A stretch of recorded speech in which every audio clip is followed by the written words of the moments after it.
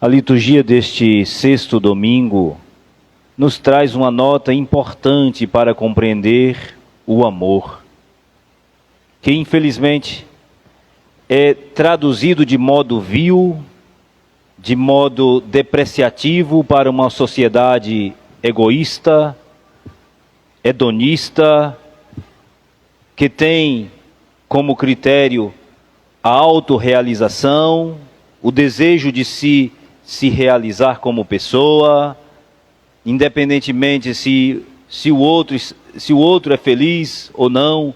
O mais importante é a minha felicidade é que está em jogo, e por isso eu amo ao meu gosto, ao meu critério. Quero lembrar a todos nós que o amor não nasceu do relacionamento dos homens com os homens.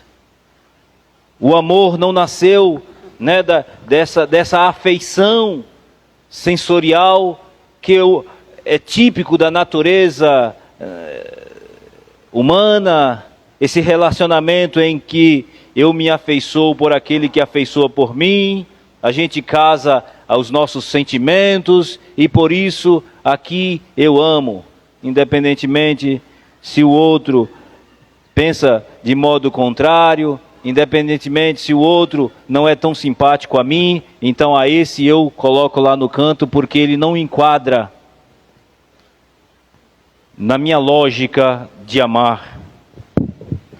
Lembremos como começa o Evangelho de hoje, e vale ressaltar que o Evangelho de hoje é a continuidade do Evangelho de domingo passado, quando Jesus dizia que Ele é a videira verdadeira, o seu Pai é que cuida dessa videira, e todos nós somos, pelo sacramento do batismo, os ramos desta videira.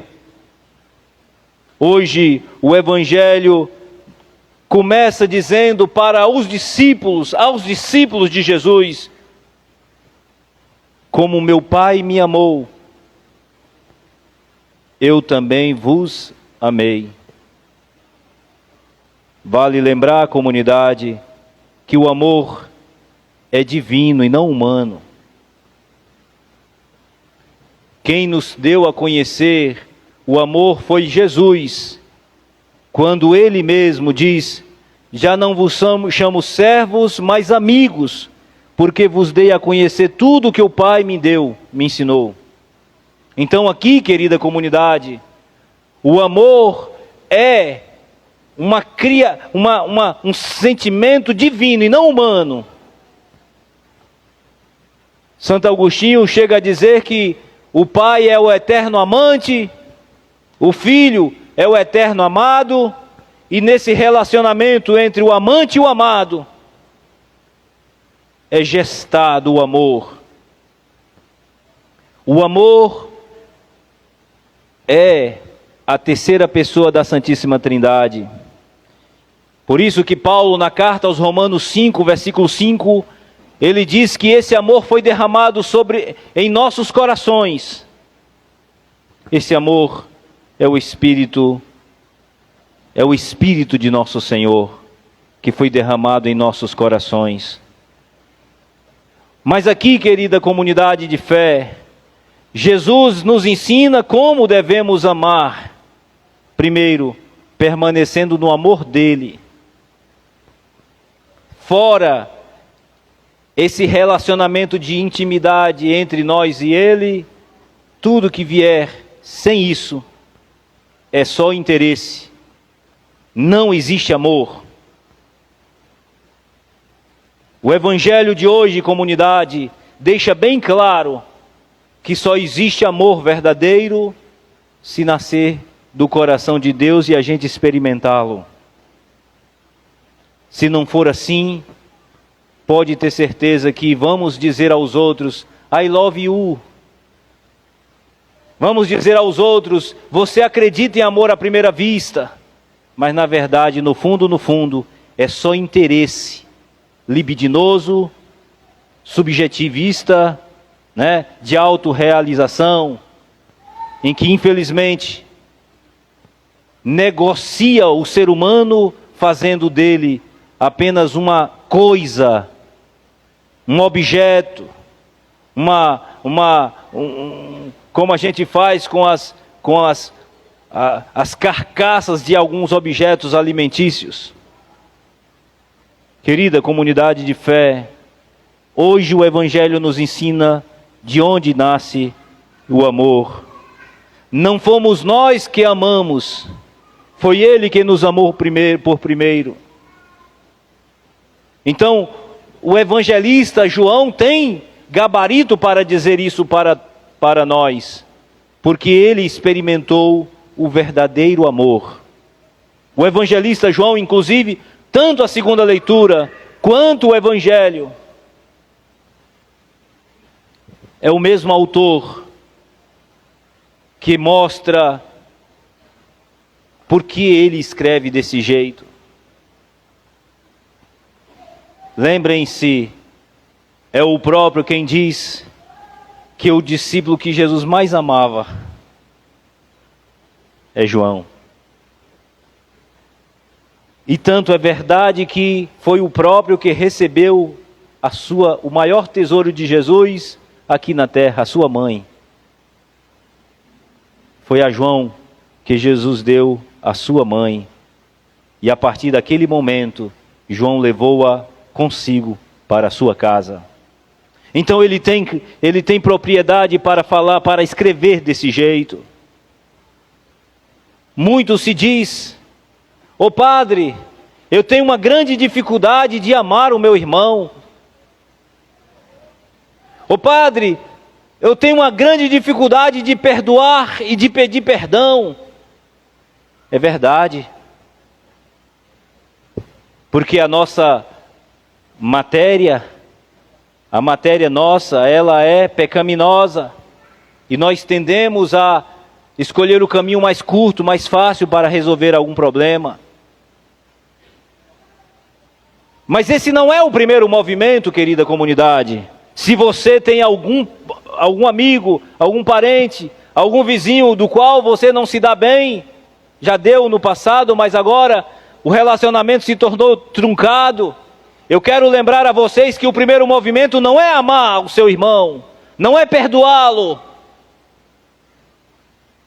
Inclusive, ninguém jamais, humanamente falando, vai conseguir perdoá-lo de coração.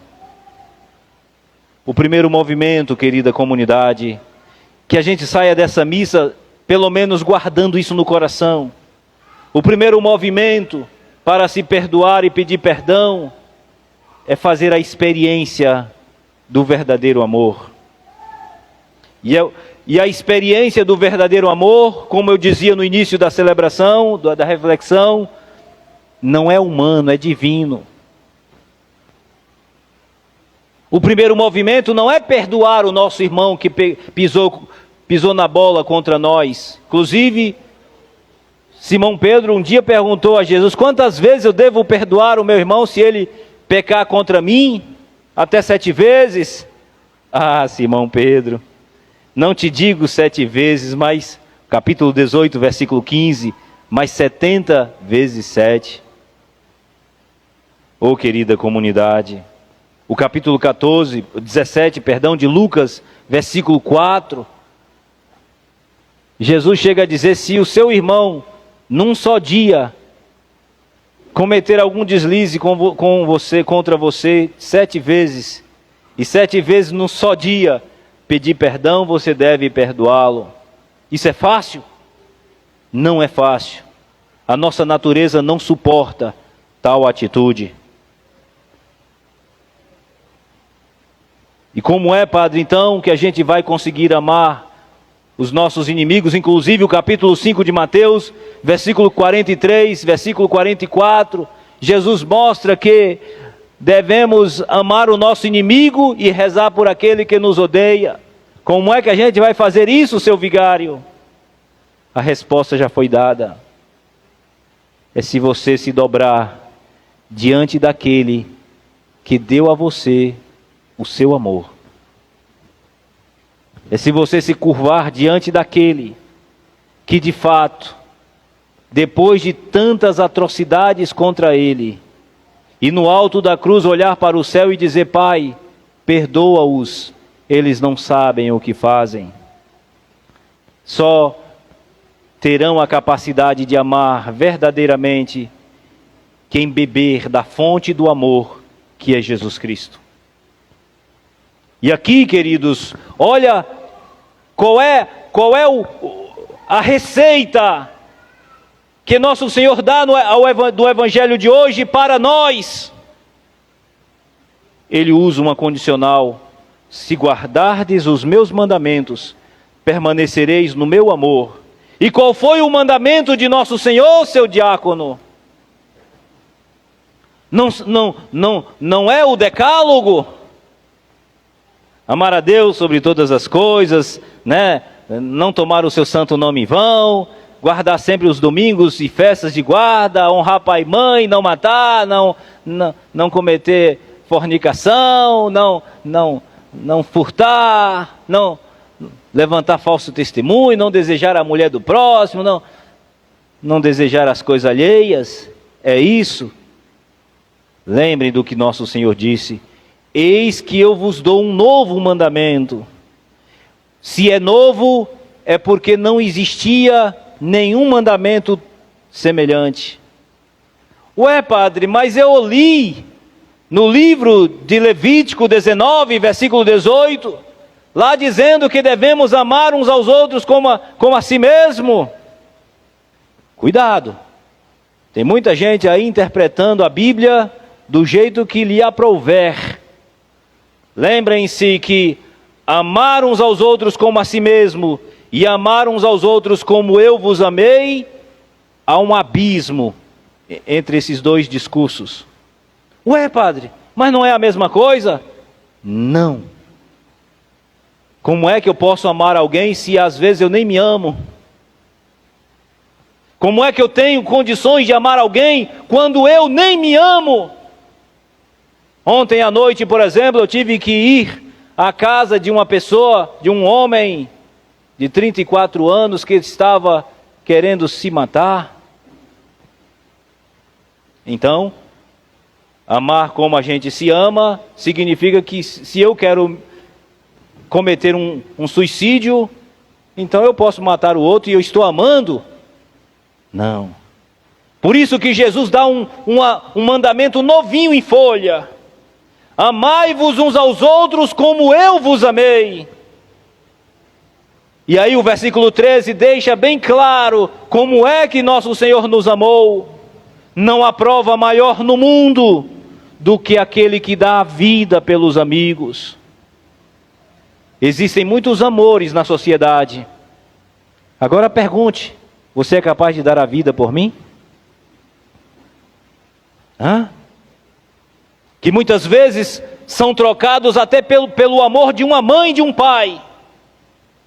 E eu quero dizer a vocês, viu? Sobretudo a juventude: você nem precisa perguntar à sua mãe se ela é capaz de dar a vida por você. E ela também nem precisa dizer que é capaz de fazer isso, porque se existe um amor quase aproximativo ao amor de Deus, é o amor de mãe. Mas eu falo de mãe, eu não falo de genitora, porque até as cachorras são mães.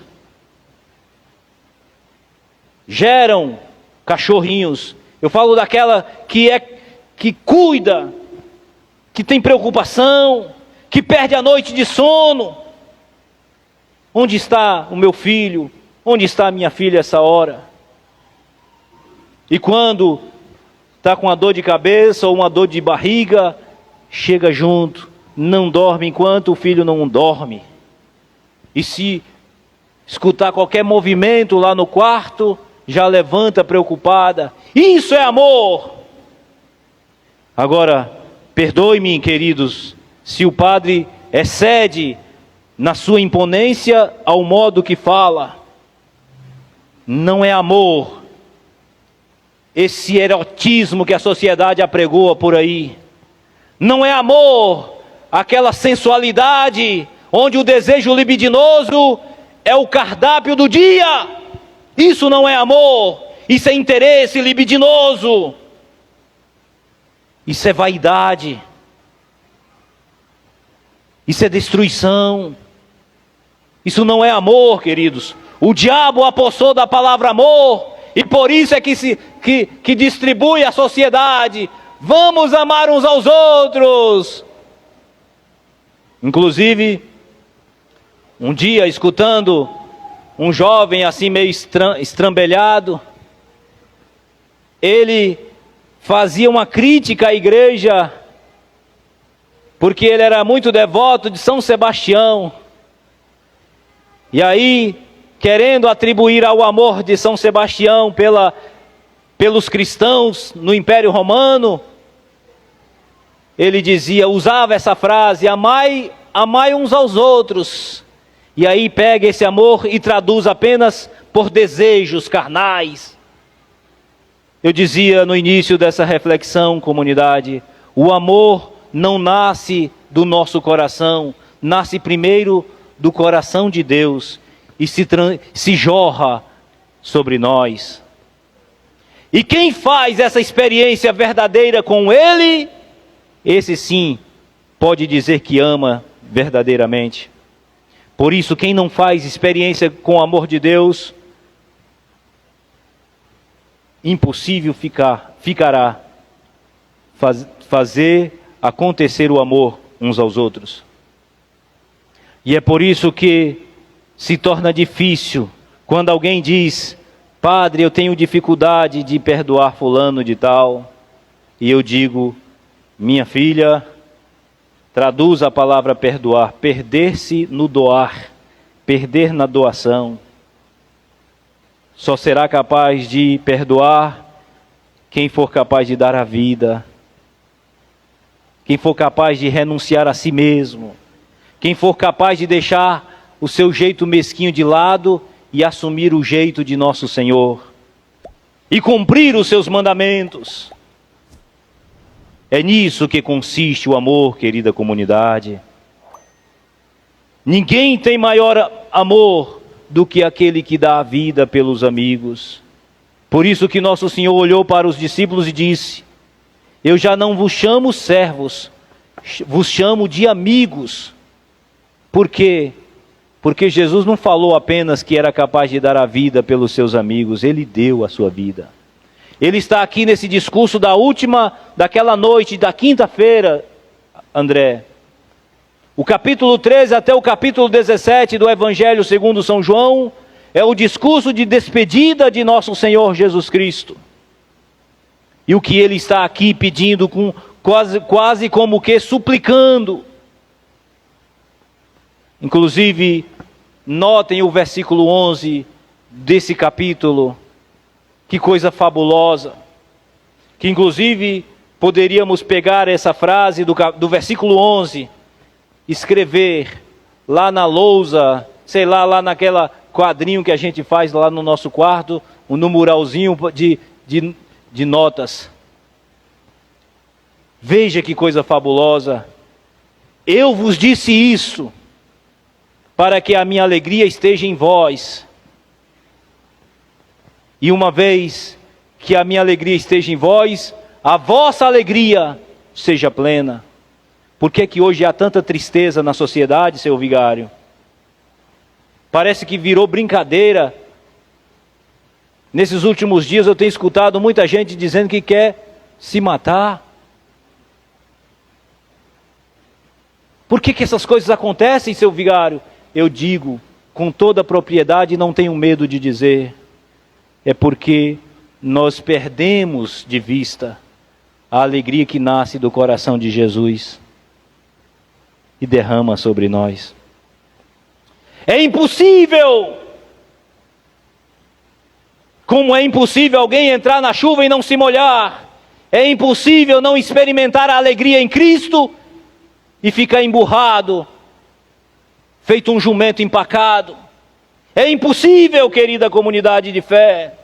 E nosso Senhor insiste, persiste, quer que a humanidade experimente o seu amor, experimente a sua alegria, para que nós sejamos verdadeiramente felizes. Porque não somos felizes, Padre. Dizia o jovem ontem para mim: Padre, eu tenho tudo, Padre. Inclusive, se arrebentou o carro todinho, acho que com a intenção de querer se matar. A frente do carro se arrebentou toda. Tem carro, tem casa, tem dinheiro, trabalha, tem uma família. Por que não é feliz? E ele dizia: eu não sou feliz, Padre. Não vejo sentido na minha vida. E aí, fiquei sabendo que ele não é batizado. Para começar, queridos,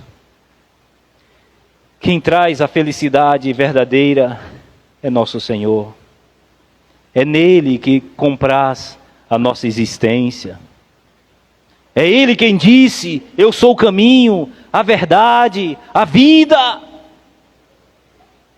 Ninguém vai ser feliz, queridos, usando esse discurso mesquinho que o mundo infelizmente usa para atrair multidão, porque é o caminho mais fácil, o caminho mais curto para uma aparente felicidade. Não, queridos. A felicidade verdadeira, e aqui está, esse versículo 11, eu pedirei a você, passe a semana toda repetindo, para que se torne uma verdade dentro do seu coração. Repito, eu vos disse isso, para que a minha alegria esteja em vós, e a vossa alegria seja plena. Maria, por que tanta tristeza na sociedade? Por que tanto vazio, tanta solidão? Por que jovens que mal nasceram já dizem que a vida não tem mais sentido? A resposta eu não encontro outra senão: falta Deus no coração da humanidade. Falta Deus no coração da família. Falta o amor que nasce, não de um desejo. O rapaz viu a menina com um corpazo, aí fica encantado, bestificado. Quero lembrar, queridos, que tudo isso passa. Se o seu desejo, se o seu amor se resume a apenas uma aparência física, saiba que o tempo é cruel. Se você, jovem, se encanta pelo rapaz porque ele tem peito de pombo, saiba que para manter aquele peito de pombo, se ele passar um mês sem ir à academia, começa a murchar feito uma sacola velha. Querida comunidade, isso não é amor. Infelizmente a gente fica muito na aparência.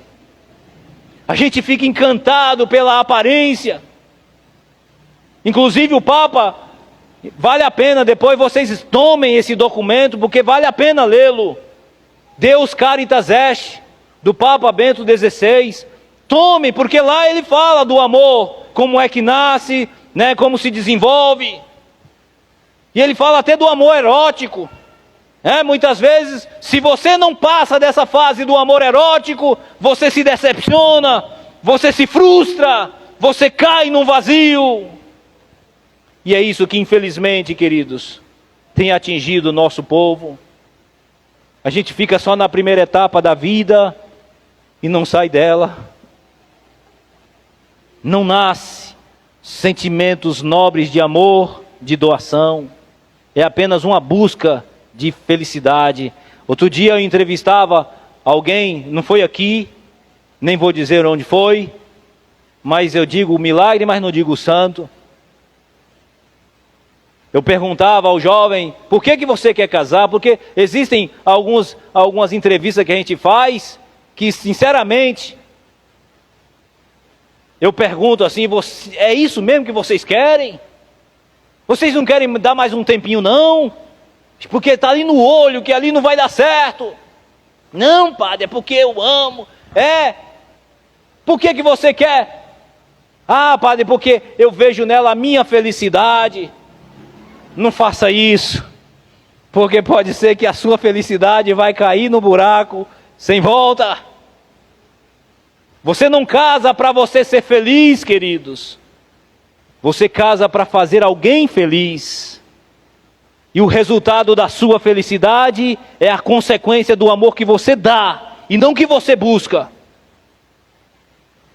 E aqui é que está a beleza, queridos, da família, dos jovens enamorados. Eu não busco no outro um desejo pessoal. Às vezes não tem nem caráter, mas se tiver um corpo bonito, é o que eu quero. Não tem dignidade, não tem respeito, não tem moral. Quando abre a boca, só sai o que não presta. Aí se encanta pelo corpo e depois se escraviza. Aí fica frustrado, seu diácono. E agora, seu diácono, como é que eu faço para me separar? Aí o padre tem que usar a varinha de condão, plim, para tudo transformar. Pois é, tem hora que a gente fica numa sinuca de bico. Que a gente fica, e agora? Eu vou dizer o quê nessa hora? Ou seja, eu me desgraço na vida. Eu procuro o caminho tortuoso. Mas quando eu estou desgraçado, é o padre que tem que resolver meu problema. E ai dele se não resolver. Oh, coitado. O padre tem que arrumar a lâmpada do Aladim. Por isso que a gente precisa saber, queridos, começar bem a vida para terminar bem.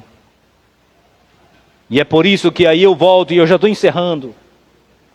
Se não fizermos a experiência com o verdadeiro amor, se não buscar na fonte o sentido do amor verdadeiro, pode ter certeza que o padre vai se frustrar como padre, a irmã vai se frustrar como religiosa, o diácono também, os casados vão se angustiar, vão se desesperar, vão dizer que a vida já não tem mais sentido.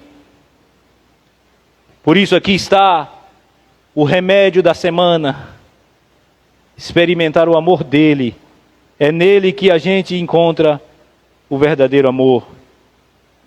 E sem ele, tudo que vier pode dizer que é mentira, falácia, embromação. Porque só o amor dele é verdadeiro. E aqueles que experimentarem esse amor têm capacidade de oferecer aos outros aquilo que transborda dentro de si. Eu dizia na missa, e eu já encerro, às vezes alguém fala, por que aquela barragem está jogando água? Quero lembrar que aquela barragem, ela não joga água.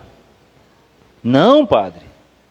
Agora mesmo o Rio Grande do Sul está inundado, água para todo canto. Muito bem. Nunca esqueça disso, querida comunidade.